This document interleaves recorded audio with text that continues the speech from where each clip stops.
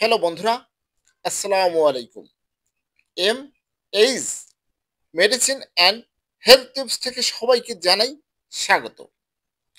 আপনারা জানলে অবাক হবেন, বিটরুটের উপকারিতা সম্পর্কে জানলে আজকে আপনাদের জানানোর চেষ্টা করব বিটরুটের উপকারিতা কি।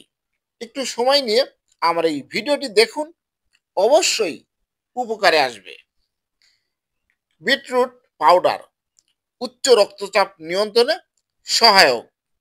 এতে থাকা নাইট্রেট শরীরের নাইট্রিক অক্সাইডের রূপান্তরিত হয়, যা রক্তনালীকে শিথিল করে এবং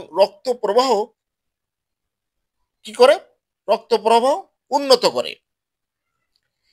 বিটরুট পাউডার শারীরিক কর্মক্ষমতা বাড়াতে সাহায্য করে। এটি অক্সিজেন গ্রহণের ক্ষমতাকে বাড়িয়ে দেয়, ফলে দীর্ঘ সময় ধরে আপনি ব্যায়াম করা সহজ হয়। বিটরুটে অ্যান্টিঅক্সিডেন্ট এবং নাইট্রেট উপাদান হৃৎপিণ্ডের স্বাস্থ্য ভালো রাখে বা স্বাস্থ্য ভালো রাখার চেষ্টা করে এবং হৃদরোগের ঝুঁকি কমায়। বিটরুট পাউডার বা বিটরুট ফাইবার সমৃদ্ধ, যা হজম প্রক্রিয়া উন্নত করে এবং কোষ্ঠকাঠিন্য দূর করতে সাহায্য করে।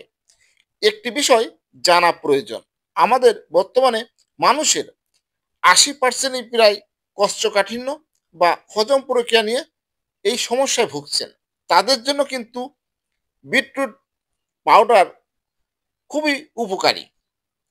বিটরুটে প্রচুর পরিমাণে লৌহ অর্থাৎ আয়রন থাকে, যা রক্ত স্বল্পতা প্রতিরোধে বা প্রতিরোধ করতে সাহায্য করে এবং রক্তে হিমোগ্লোবিন বাড়ায়।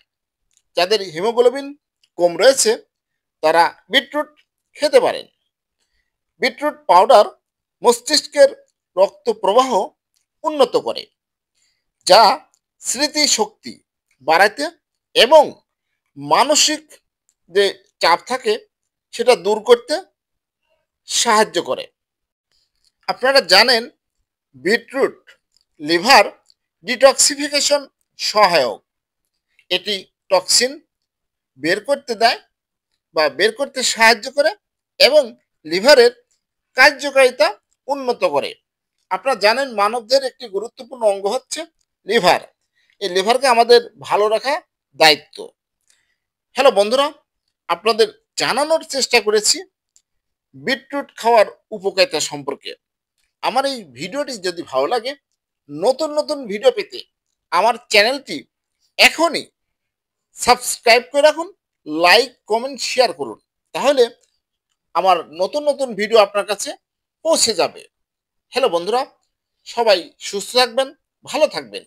আর একটি বিষয় মনে রাখবেন, যে কোনো সমস্যা দেখা দিলেই অবশ্যই বিশেষজ্ঞ ডাক্তারের পরামর্শ নেবেন। আর সুস্থ থাকার জন্য বেশি বেশি বিশুদ্ধ পানি পান করবেন। সবাই ভালো থাকবেন, সুস্থ থাকবেন, এই কামনা করেই আজকের মতো বিদায় নিচ্ছি। ভালো থাকবেন। আল্লাহ হাফেজ।